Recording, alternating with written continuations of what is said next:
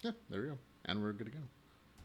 Yeah, I got a War 3 for 3. Seriously? Got a War 3 for $3? Oh, man. Part 1?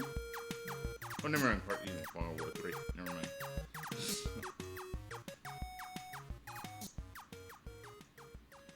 Hey, everyone. Welcome to another episode of the Geek and Tech podcast. I'm Ramon Mejia. I'm Edgardo Acosta. Apparently, we're super excited about the PS4 sale. God of War 3 for $3. There's a ton of great stuff out there. I was looking at the other day, and there's a lot of really great things. Xbox, Steam, I think there's like a the God of War collection for like $9. Did you? I didn't buy it. I'm not that God of War fan. I'll play the next one coming up because it looks pretty cool. But like the ones in the past, I'm like, You should get it. Honestly, it's a really kind of basic button mash, but I think you'll have fun with it. Yeah, I kind of like my RPGs to be more than button mashing. So that's what it is. And the next one actually looks like it has a lot more RPG elements in it. Oh, yeah. So that's why I'm excited for the next one.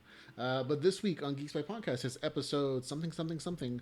I can't remember because my notes are not in front of me. I'll scroll. We're at episode 124. There you go, 124. So in Geek News, we'll talk about the machine that prints tattoos. Characters in Season 2 of Luke Cage, a possible villain in the next SpiderMan movie, a sneak peek at Justice League's movie villain, movie trailer Showdown, and much more. Yeah, there's actually a lot of really cool news that I like, oh, this is neat. So, we're beginning, of course, with Geek News.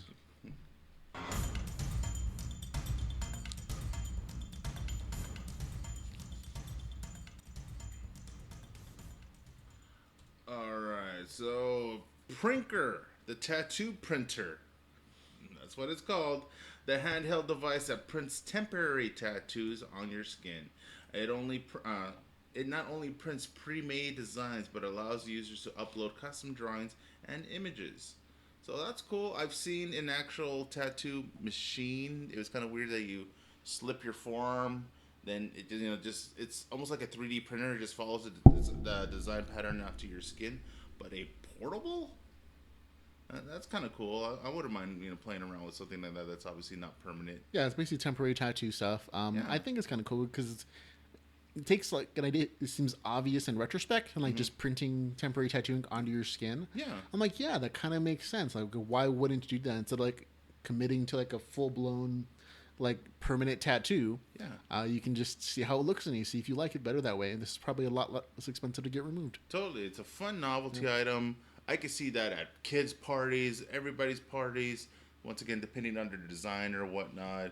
That almost reminds me too of like, I don't know if back in your day, sir, if you ever hit the clubs and the bars, they had to like mark your hand or put that stamp on and stuff like that. That way, what else other way can you get an exclusive marking instead of getting that shitty stamp on you that gets smeared and whatnot? Yeah, well, there you go. Hopefully they make it like semi-waterproof it. There you go. That's the way to do it. And there's a bunch of cool advertising stuff for the product. But again, like it looks really neat. It does custom work. So you can make your own tattoos and design them and upload them to the little machine. And just kind of looks like a scanner bar. You scan it on your arm and there you go. Print a tattoo. Yeah, that tramp stamp you always wanted to check out before you decided, See, there you go. Permanent. Check out your tramp stamps before you make them permanent. That's the goal of this one. But I thought it was a cool little gadget. So I wanted to share. Totally. I wonder how much it would run for. I'm going to say $300. Even if it's like $400 or $500, it's so cheaper than. I mean, you do several tattoos, lots of designs. Wonder if it's like a cartridge thing you have to load or. Who knows? Technically, it's just kind of cool to me. But awesome in general. I want it. Yeah, there you go. Okay, next story, PS4. A lot of cool PS4 games coming out right now. Hans Zimmer in the chat room says Spider-Man was awesome. We're gonna watch it later, man. Yeah. So we're looking for non-spoilers currently, but hope that it's amazing as well. Yeah. The Spider-Man video game for the PS4 also looks absolutely amazing. Mm-hmm. If you have a chance to check that out, there are clips on YouTube about the actual Spider gameplay. But if you got E3. Yeah, but most of the Spider-Man games have been pretty decent recently, yeah, and this one looks really cool too. Fun. But on other PS4 news, apparently PlayStation is also finally putting PlayStation 4 games on PlayStation now. If you're not familiar with what that is, it's PlayStation's cloud gaming service. Basically, you can stream older titles or other titles to your PlayStation. So you can play like PS3 games, PS2, PS1 games without actually having to have a disc or download anything. Or them having to be reformatted or remade for your PS4. You're just streaming them live from the PlayStation servers. And they're finally doing it for PlayStation 4 games. And so you can actually stream PlayStation 4 games to your PC as one of the options. So you can play PlayStation 4 games on a PC, which has been the dream for PC gamers, or like because sometimes there are just those games that just aren't available anywhere else. Yeah. And so you can play those exclusives now on your computer because it's streaming. Your hardware's not doing anything. Now it's been so tempting. I really doubt. Let's see, E3 just happened. PlayStation didn't really announce like a new game console kind of No, deal. I don't think they need to. No, This one's pretty good. Yeah, I think the only one that I wanted to get is I think it's gonna. I'm not sure if it's out yet or they're gonna be putting out. It's just the app updated version where it's easier to load in a hard drive to extend the memory. Kind of just like Xboxes. Because I would totally go that route. Because honestly, I'm hearing all these. The Great Sale is obviously a given. Great titles are coming out. I haven't done PlayStation since like I went PS1, PS2, skipped PS3, jumped to Xbox, but I'm very tempted to go back. Well, I think you're probably going to go back for Kingdom Hearts when it comes out. Oh yeah. But I think other than that, I don't know if there's anything that you need to have. They're great games. Yeah. I really love Last Horizon Zero Dawn. There's like a slew of games that are enjoyable. The Witcher 3, but also there's nothing that's like so exclusive that needs to be on the PS4. But there are also some cool games coming out for the Xbox as well. So hey, if you're gonna have one, might as well have two. Get them all if you can afford it. Obviously. Oh, totally. Yeah. Okay. More game news. Yeah. Do you really hate your Shadow of Mordor nemesis and wish you could kick their ass again? The newly launched Nemesis Forge will let players import their orc rivals to fight once more in Shadow of War. The most memorable feature of Shadow of Mordor was the Nemesis system, which dynamically created orc baddies for the player to fight. The orcs could remember crushing defeats, gain scars based on injuries, and had distinct personalities with different strengths and fears. Yeah, this is actually a really cool system. That's one of the big sellers for Shadows of Mordor, in that the battles that you lost, those enemies would get stronger. Nice. And they would become more powerful chieftains of larger clans. If you hurt them specifically, you cut off an arm, you slash their face or something, those scars would stay with them. Awesome. And they would remember you as the enemy, like, and just got all pissed off whenever they saw you. Fucker that took my leg. Yeah, that kind of thing. And if you kept losing to them, they would become more and more powerful. Now, would it be anything like the Mighty Python, where it's that one Black Knight where you start taking limb after limb, then potentially, he's just a stump? Well, in this game, we'd be like, you could get like magic arms or something later, like magic claws or something. Yeah, I mean, it was, and each time it happened, it was always different. Like no two people's games were ever the same. So these were just like dynamically created just for you as your player. So, importing your old game characters is nothing new, but importing your old enemies is definitely different. And I kind of like that they're sticking with this theme. I'd like to see the modified version of the villain, because like that one bad guy in The Hobbit that had that knife, spear, whatever thing actually through his arm, but he made it of him. Yeah, he just made a spear arm. Yeah, it's creepy, but in a cool way. Yeah, and that happens a lot in that game. But yeah, fun game, kind of a cool mechanic. Thought we'd share it with you. In other news, we have Attack on Titan news. Attack on Titan has just finished up this month, and you want it to wait another 4 years for the next season, unlike last time. Apparently, they are going to be premiering the Attack on Titan Season 3 in spring of 2018, which means they're making it now, and they should be finishing it by the end of the year before they start doing cleanup. So this is actually really cool. I like this show. Season 1 was very amazing. Season 2 has been... I haven't watched it all because I'm waiting for the entire season to finish it, because I'm just like, this is one of those suspense shows that I don't feel like waiting for. Oh yeah. And so like just wait for the season. It's all available on Hulu currently, so I can binge watch it at some point. And I'm happy to see that a good show is coming back in just about a year, which is really quick for anime especially. Totally, it's been fun. I heard of the series. I was one of those, like, I wasn't on the bandwagon. I would go to Hot Topic and I see all this Attack on Titan stuff. I'm like, what the hell is this? I see, all these kids rocking the feather shield crest thingy with those little half jackets things, like they would just cover your boobs kind of deal. I'm like, it's a weird fashion trend. What's going on? But checked it out. Really good. Really good. It was kind of... It's a dark action fantasy, yeah. Yeah, people die, and then the part that surprised me more than anything, that that Universal hopped onto it. They made a live action movie. They had They a did. little thing. That wasn't awesome. Yeah, they had the thing at Universal Studios of the like Attack on Titan Land or No, they no, had yeah. a ride. Yeah. A ride on it, and it was awesome. It No, it no, was weird. it's more and more Western U.S. because the world is getting more globalized. They're same day streaming these things and purchasing rights for them for the network, especially the online networks like Netflix and Hulu. Hulu actually has some of the best same day streaming options, like things that are actually playing live in Japan. Yeah. Are actually playing live that same day with Sweet. American subtitles or English subtitles Yeah. in the U.S. as well. And I'm like, some of those shows are really cool. But of course, you can only choose so many options because it is expensive to get those international rights. And you always don't know who's going to be the winner because there are like 20, 30 shows that come out per season in Japan and other places. And maybe 5 or 6 are cool. The other ones are just like, I mean, per person. Like Unless everyone it's has a different solid, flavors. Yeah. From beginning to end instead of being patchwork episodes. That would suck. No, they're all. I mean, they're there. It's just like okay, you can't always figure out who's going to be the winner, and there's very limited money for these shows. So I'm always surprised by Hulu about how big of a selection they have every single season. About these ones are hopefully going to be good, and I'd say 4 to 5 times they're choosing good winners. Yeah. I would definitely check it out. There's it gets weirder in a cool way because they start modifying the Titans themselves. Some of them are over exaggerated head with little limbs, kind of looks like MODOK, but it just gets season weirder, season 2 is even more on because the big Titans get special powers, and they become, some of them are more intelligent and peers, and so they're like mysteries about where are these Titans actually originating from. Yeah, and they never went to the ground zero of where. It's just explained. We all live in these castles for generations now, and the Titans are around, and we've been finding them. Let's go murder things.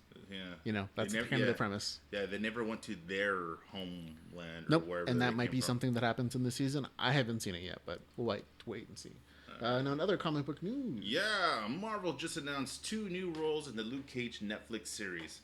Moreover, they are got a couple of solid actors to play them. Mustafa Shakir, the night of, has been cast as Bushmaster, aka John McCleaver. He is described as a natural leader brimming with charisma, whose mission is to focus on Harlem and vengeance. The other role, Nighthawk, will be played by Gabrielle Dennis from Rosewood. Tilda Johnson, a.k.a. Nighthawk, a.k.a. Nightshade, is described as a brilliant, holistic doctor with a complicated history in Harlem, where as much as she tries to stay far from trouble, it seems to always find her. Tilda Johnson also appears in Black Panther, though played by a different actress. Yeah, so this will be one of those interesting turning points. And this is one of the reasons they always said, the directors of the Marvel Cinematic Universe and the Marvel Television Universe say these are separate universes, because you're going to see crossover now from these different characters, especially as they get closer and closer to Infinity Wars, where it seems like everybody and their mother's in that movie. They're like, no, these have to be separate because we're going to have similar characters but different actresses, and we don't want to confuse the consumer about who's who. Yeah, at least they didn't go the a la Iron Man 2 where they had to replace the actor because he got greedy. That'd been a whole different concept. But man, I love this. I'm just, especially honestly, and it is weird. I'm not a black man for some obvious reasons. Oh, I don't know if the audience can tell. Maybe where it counts.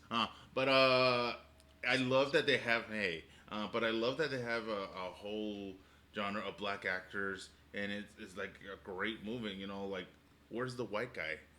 I feel like somebody's gonna ask that one question. So where's the white guy? Well, of course, he's the villain.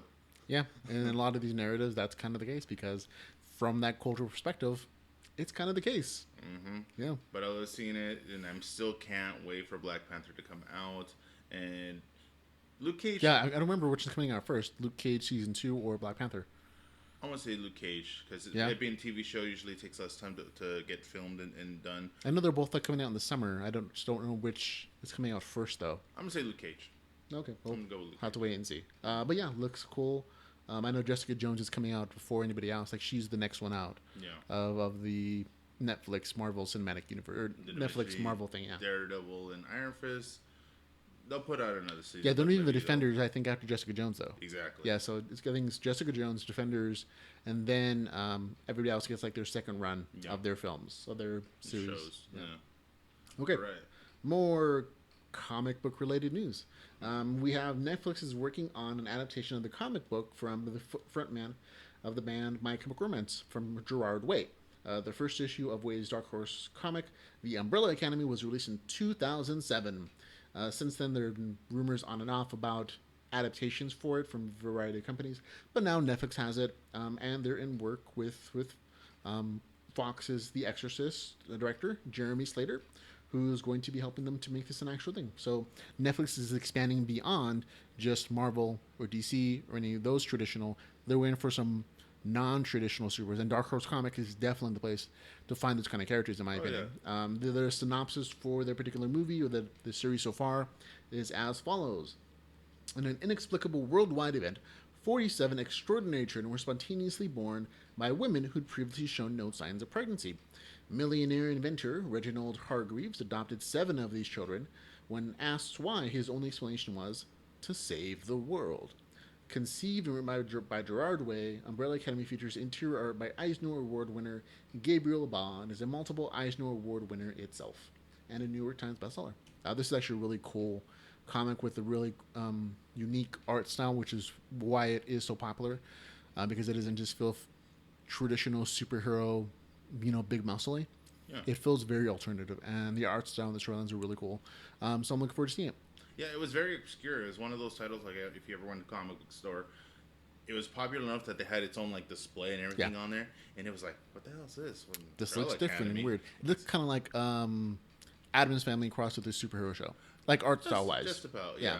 But it's all in a cool way. I never really read the series myself, so I don't know too much detail on it. It's like with the characters, but just visually, just kind of grabs your attention. It's like, ooh, what's this? Pick it up. Who knows? You probably become a fan. Obviously, it did well enough to become a Netflix series. Yeah, I mean, it is like 10 years later, but still, good for them. Exactly. Okay, totally. Next story we have... More Spider-Man, more comics. With Spider-Man Homecoming looking to make $117 million domestically this weekend alone, there are already rumors about who's going to be the next villain in Homecoming 2. Really, they're going to go with Homecoming 2? That's the tentative title. Yeah. I guess. John Watts, director of Spider-Man Homecoming, he said he's open to having Blade and Morbius, the living vampire, show up in Spider-Man Homecoming sequel. That'd be a cool thing. Especially in, obviously, just because for the given reasons, they're very Halloween-y kind of characters, but they've obviously been in the comic book, in the cartoon series, given in the comics. So I could see it. Blade, they know Blade has a successful franchise. Yes. So putting it with Spider-Man kind of makes sense, because I think they're owned by the same company, I believe. So why not use them both? I mean, Blade kind of launched the superhero movie universe in a lot of ways. Do you think they would use Wesley Snipes or like someone younger, like Spider-Man's age? Sadly, they can't go Snipes. As much as I would love to see Snipes. Well, he's been doing some new films. He actually has a new film out that's just coming out, in which he's an action star again, and he's still pretty according to those, what are they, Expendable movies. He was in that last one. Yeah, but I don't expect it. If anything, go with him. He's aging a little too much for a vampire. Yeah, exactly. Go with some young blood. Give a new actor a no-name kind of opportunity, because I've seen all the Blade movies. Yeah. I did not watch the Blade TV show. Did you watch the Blade TV show? I think I vaguely recall there being a Blade TV show. Yeah. But that's how little of an impression it made on me. Oh well, I was a fan. I had all the Blade movies. It was ridiculous. No, the Blade movies are cool. Like the TV show, I'm like, I don't recall that really. Yeah, it didn't really. Obviously, it's no Buffy. Well, it's that you can't do it on. You could do it like on HBO or Cinemax. Even Netflix has a television like series, but I think at the time they're talking about, it was a mainstream like ABC, Fox or something, right? Yeah, they weren't on a big network last time. At the time, it was TNN. Which was the national network. Yeah, so then there you became go. Spike TV, then I think they might have showed it on like UPN and such. But anyways, I would check it out for Yeah. sure. So what do we think about Morbius, the living Morbius. vampire? Now his character is going to be funky though, because have you've seen Morbius, right? I've seen the television version of Morbius. Television. The animated series, Okay, where he's a genetic experiment gone wrong, across the vampire. So he's alive, but he's also a vampire. But they modified them, especially for the animated series. They made him, instead of literally a bloodsucker where he's just biting and eating, feeding. He absorbs plasma. Exactly. He has the little suction cup things. I'm just going. Well, yeah, they're trying to get away from the graphic violence because it's a kids cartoon of vampires as it was. So, but you could do that now as a hardcore movie. Oh yeah, especially considering that this is going to come after Venom, which is a rated R movie with Venom and Carnage. So that's going to be totally bloody. Yeah. So there you go. But cool characters. I mean, this is total speculation. This is not for sure at all.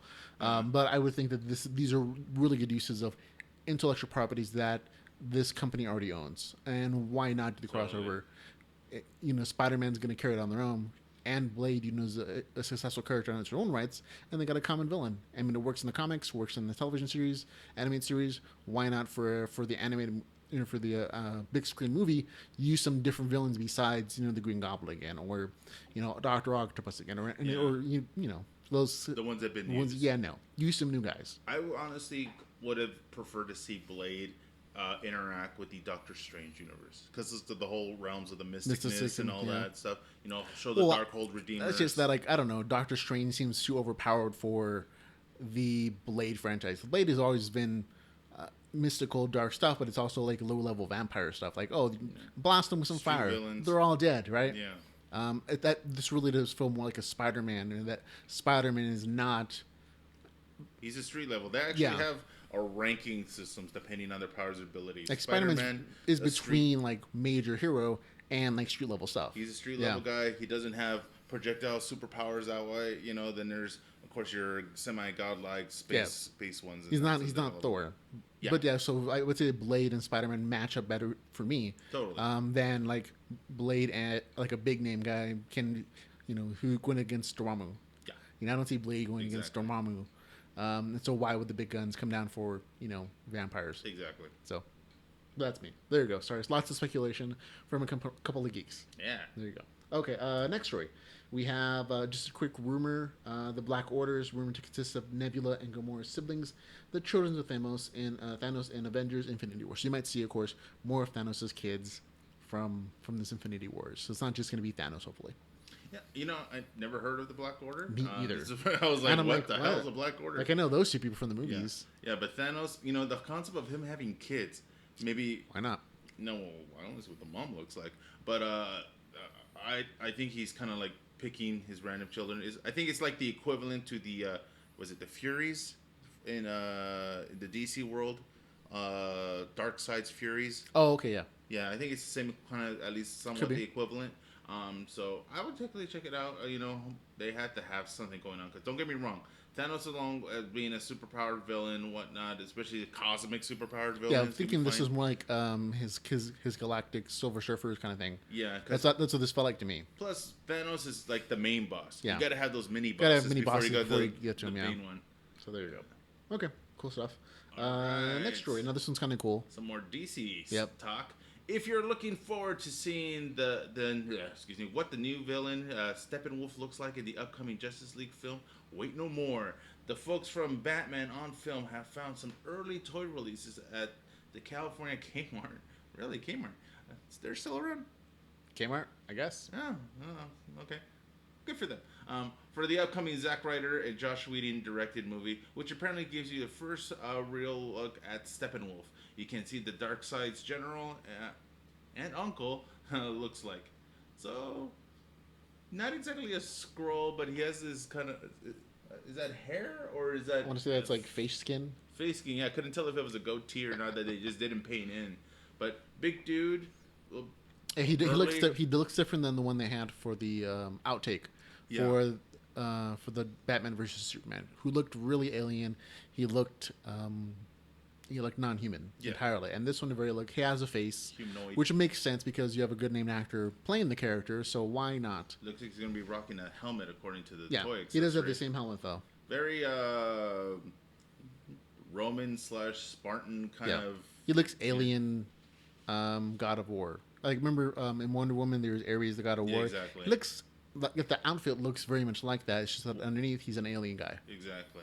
So, in scale wise, he's a lot taller. At least according to the toys, looks a lot taller than Batman. Yeah, those I think those are just bigger. those are probably just lifts. Yeah, but Steppenwolf, does he have any like kind of powers? Does he project stuff, or does he just really big buff dude? No, I think he's supposed to be like the god of hunt or something, hunting, like the dark version of the dark gods. Oh, okay. So I mean that depends on the comic you're looking at. He sometimes will have with the horns or like a Robin Hood cap, and like hounds. So it kind of depends on what it is. But I always the vibe like he's the hunter of the team. So he's one that sent him out to track somebody. That's kind the of guy, stuff. bounty hunter. Awesome. Okay, in other interesting news, we have principal photography began on the yet unnamed Fantastic Beasts and Where to Find Them sequel at Warner Brothers. That movie made a ton of money, $815 million worldwide, huge franchise.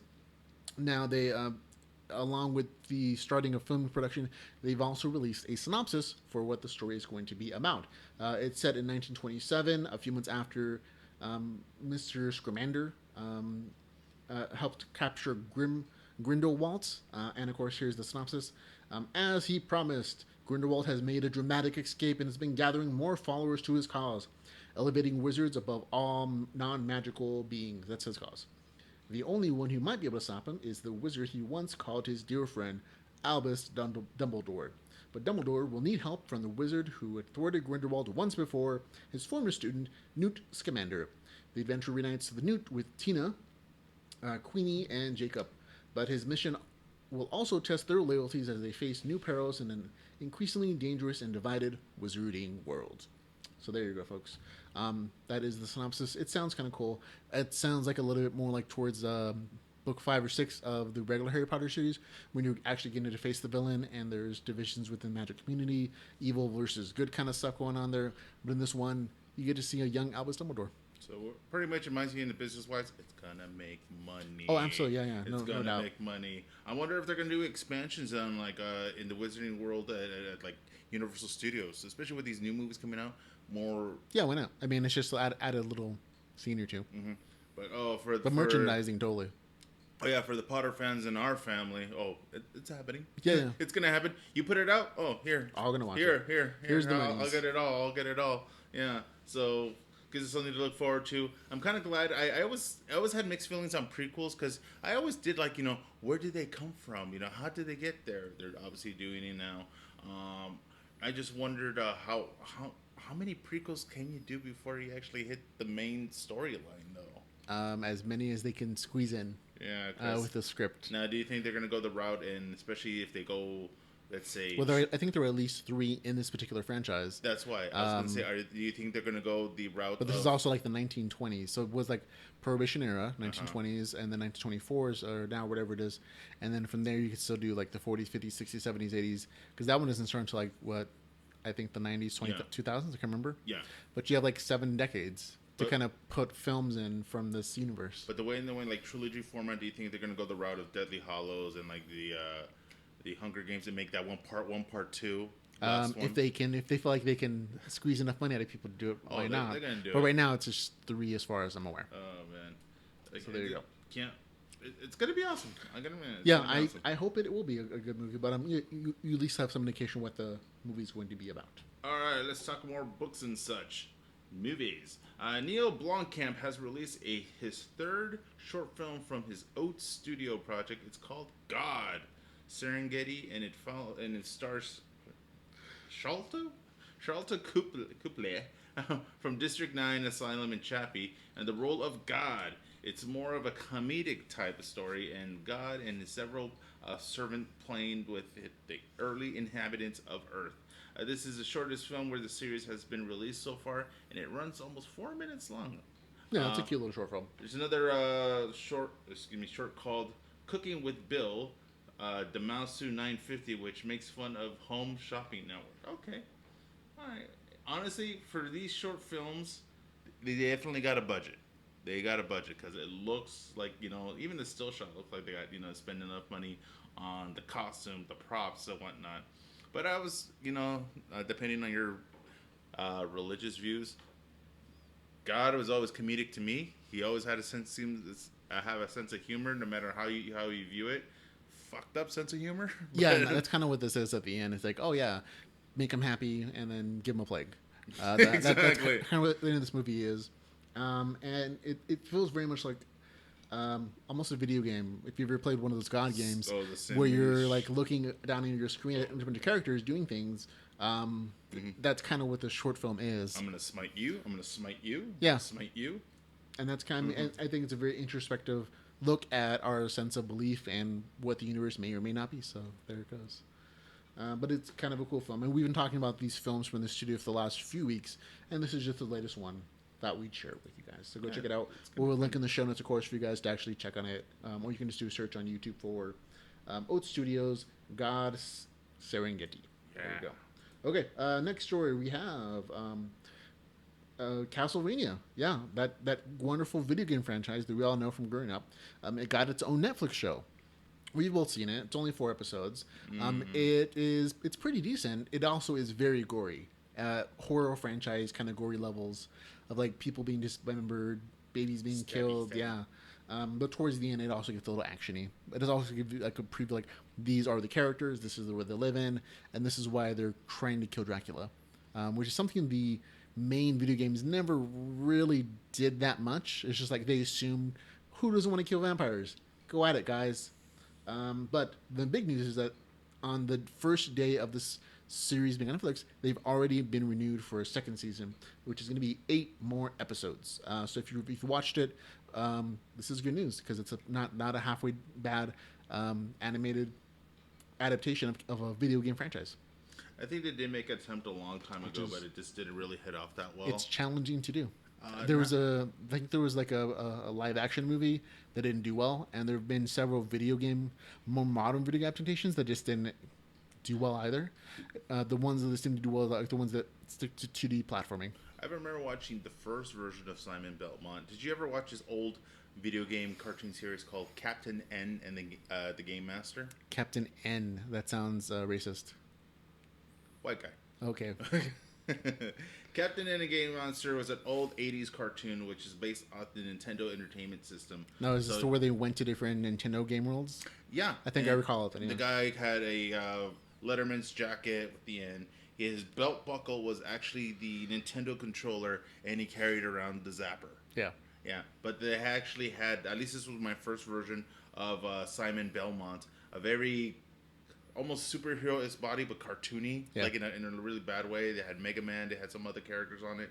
It was a little bit of the obscure, but it was entertaining. It was fun to watch. But that's why I wasn't sure. I'm like comparing the video game to that cartoon. I'm like, that's not. This is a pretty faithful feel of like the dark sense of like gothic action romance stuff going on there. And the music is really appropriate. Again, this is basically a horror animated film in Castlevania universe. To me, it always has that romanticized anime where it's like all the characters are very pretty and dead face. They're like, I'm gonna kill you now. And you just like, kind of like launch you out with a sword or a weapon or anything, but you never see the extreme face animated characters where it's like this is more geared towards Western audiences, you can tell. This is not full-blown anime production stuff. Although they're having some cool anime adaptations of popular franchises like the X-Men or Wolverine, where they take those franchises and they do it as an anime for Japan. I'm like, those were kind of cool too, including Iron Man as well. Yeah, so spoilers if you have not seen the Castlevania series, it does eventually you get introduced to Alucard. So it's very similar to Symphony of the Night. Which I'm like, guys, do you think we just cannot spell backwards? Is that what this is? Well, that's kind of the joke on it. Yeah. But it is loosely based on Symphony of the Night, so you do get a little bit like if you played that video game series, it almost feels like, oh, I remember this part in the game. Yeah, you see some of those same powers, especially like the very last episode. Yeah, they didn't go the traditional, like the old school Simon Belmont, like it's all about him. I did like the first episode especially because it gives you backstory on why Dracula is unleashing the minions of hell across Wisteria, I think they call it, to destroy all the humans. It's a little bit of a love story too, to be honest. Yeah, like, in the first episode, very much on it. I like that play at least. Yeah. So I really like the first episode, like the last episode. 2 and 3 are more about introducing the video game characters who are actual characters in this particular series. So that's kind of cool. Okay, one of our last stories, which is kind of nice, and I was happy to kind of see it. Yeah, it almost brings a tear to my eye, but kind of questionable tear. Patton Oswald and Meredith Salinger have announced they're engaged. Salinger, an actress who lent her voice to Star Wars, The Clone Wars, Star Wars Rebels, posted about the engagement on Thursday. The couple appeared together at the premiere of Baby Driver in June. So, good for him, man. I'm glad to see him happy and kind of, quote-unquote, moving on, but you can only really move on. But, I see the smile on his daughter's face. I see... Is that his daughter? I thought that was her daughter. Well, I don't know. It's somebody's daughter. I know he has a kid. Yeah, he has a couple kids. Honestly, he's gone through so much stuff. I was like, man. Yeah, but I look at that first picture of his where he's looking on the camera. He's like, oh, man, the internet's going to hate me for something. Well, no. And he got blowback for, getting remarried so quickly, or to some people. I was going to say that's the only kind of iffy kind of thing. It's been over a year. Yeah, honestly, okay. Your significant other dies, hopefully, natural causes, nothing horrible. But, how long can you mourn? Honestly, no. This is a very personal issue that each person has to deal with on their own, because you're dealing with grief, and at the same point, you're used to having a companion in your life, and you're kind of a relationship person by then. And so it's very different for each person's culture and their own viewpoints. In this particular case, he found somebody, and I'm personally happy for the guy. Totally. Because everybody deserves to be happy. Patton. And it's really not unusual for somebody who's been in a long-term relationship who lose their spouse to very quickly have somebody else, because they're already in that place where they're used to being in relationships. Yeah, because I don't know, get me wrong, and some people probably see it this way. I don't think she was like his side piece or something like that. No. Some people that's been rumored. No, I don't. I highly doubt that has been the issue. But happy for the guy that he found somebody so quickly. Totally. I just can't wait. I don't know if he's gonna go the realm of other kids or whatnot. Yeah. But to be honest, I'm surprised he stayed straight. Yeah. Just married a dude. Comment from the Facebook live stream. Carlina says, "Yeah, I think it's too soon for him to remarry, but I wish them luck." And that's totally some people. That's some people's opinions, and that they feel like a year is not long enough. I know some women who are like, "You can never remarry again," or men at the same point. They're like, "You can never remarry again. This is it. You have to be old and destitute," or they feel they feel like, "Oh, you should wait 5, 6, 7, 8, 10 years or whatever, or until the kid's grown up," for some reason. And this is usually applied more towards women, and then it's expected for them to be single until the kids leave or something for some reason. Whoa. And I'm like, it's all very personal. I get that. But for a dude, for me and my wife, it's always been like, "Oh, if I die, feel free to get married immediately." And she's like, "No, you have to stay single forever." She's joking. Death to us part. I hope. No. But yeah, for every person is different. So I get how he is. Totally. Yeah. And I'm like, once but again, when you find happiness again, good for you guys. Glad is happy and everything. Once again, stayed straight. Hey, he has too many guy fans. He's like, "Oh no, it's okay. I can get that side action if I want to." Yeah. So it makes me, obviously this is going to be definitely new material in my mind as a comedian. That's going to definitely be new material. Whole new wife and family. Seriously, because that's a whole new transition for him, because he's going to give him material, because honestly, it was a while before he appeared on anything talking about his wife's death, and when he did come on, he does that as a comedian, addressing your tragedies with humor. Yeah, that's the science of comedy. I don't know if I could do that. It's tragedy times timing. Yeah, I could transform tragedy into stories, which is what I do now. Yeah. But I don't know if I could make jokes out of it. That's not my senses way of dealing with that kind of stuff. But I do understand how he can do it. Oh, I can. So, totally. Yeah, there you go. Yeah. Now, speaking of tragedy, unfortunately, I don't want to hear this. This is the last story we have, which I think I accidentally deleted part of. No worries. Nelson Ellis, who you probably know better as Lafayette from True Blood, has died, unfortunately, of complications to heart failure at the age of 39, unfortunately. He's remembered probably best for that particular role, but he's also been recently on the television show Sherlock.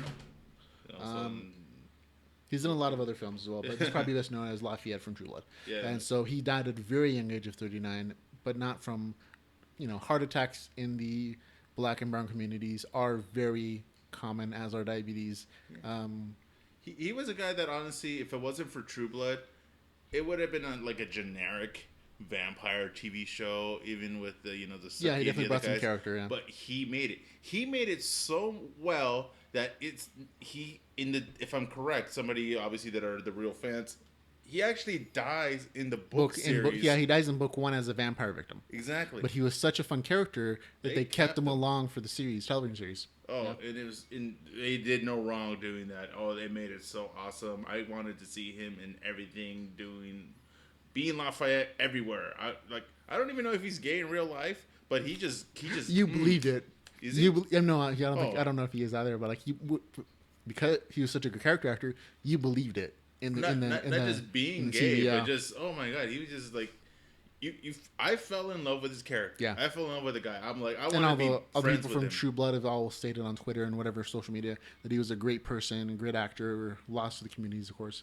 And Carlene in the chat room says, I was shocked that he died so young. It came out of nowhere. Absolutely correct. Yeah. It came out, for most of us, it came out of absolutely nowhere. But that's the kind of thing with heart failure and heart disease, is that it comes out of nowhere. It just like So take care of yourself. It just hits you and you don't realize it. Go get checked. That is the tragedy. That's one of those things that I'm myself. I don't know about yourself. Yes, we're both brown, and we're both heavier people. So yeah, it's a thing. No, I'm talking about the fear of. Some people do it, some people don't. Actually, go get a yearly, if not bi-yearly, physical checkout. Like, obviously, you got some extra LBSs or whatever on there. But the last thing you need to know is when you go to the doctor. So you got complications. You need to start going on this kind of regimen and everything. I'm like, what? Yes, I think a lot of people are afraid of getting the bad news. And that's that fear that prevents them from going to the doctor and seeing it's an issue at all. Especially in like poorer communities where it's a legitimately hard expense to go to the doctor and to find $500, $600, $700 to kind of get bad news, or just the fear or like the stigma or the superstition of like people who go to the hospital don't come out. That kind of weird fear. I didn't get sick until I went to the doctor. Yeah. I'm like, no, you were probably sick before. Yeah. You just didn't realize it until somebody told you. Yeah. And so there's a lot of cultural things there as well. But I love this one comedian. I'm sorry I can't remember her name to save my life, but she's on Netflix. Hispanic lady. She had this great joke where she was like, I just want to be rich enough that I could take my my family to the doctor. Yeah. In the U.S. Which is you sort of have to be if you don't have insurance. Exactly. Yeah. So. And that's the condition that we live in currently. So that is sad truth. Okay, that's our sad ending to get geek news. We're going to move on to movie trailer showdowns, where we have 4 trailers that came in, all amazing. One leaves the winner.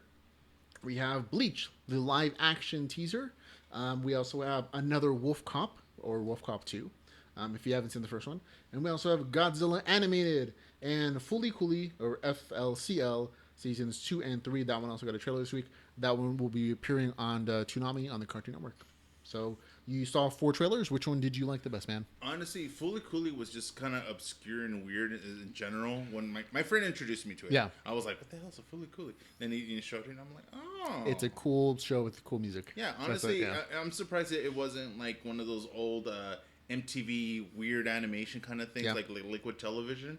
But it was of that era, sort of. I've seen a version of the Godzilla animated series, both the old like Hanna-Barbera style and also a revamped version that came out on Fox. This is a new version from those. So it's going to be another take on it.